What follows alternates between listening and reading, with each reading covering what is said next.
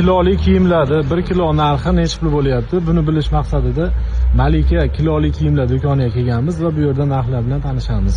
Chaqaloqlar hamda bolajonlar uchun yoz mavsumi uchun mo'ljallangan barcha kiyimlar yetib kelgan. Keng assortimentni ko'rib turganlaringdek, kelib farzandlaring va bolajonlar uchun bemalol mahsulotlardan xarid qilishlaring mumkin. Endi narxiga keladigan bo'lsak, masalan, shu chaqaloqlarni bodik deyilar ekan nomi buni. Shuni tarozida topib beriladi. 220 ming so'm kilosi. Qo'yilganda, xo'p, 16 ming so'mga to'g'ri kelyapti.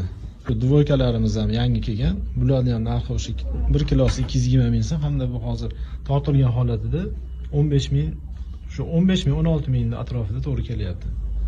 Do'konda bolajonlar kiyimlaridan tashqari shunaqangi pastellar hamda sochiqlar ham sotuvda bor ekan.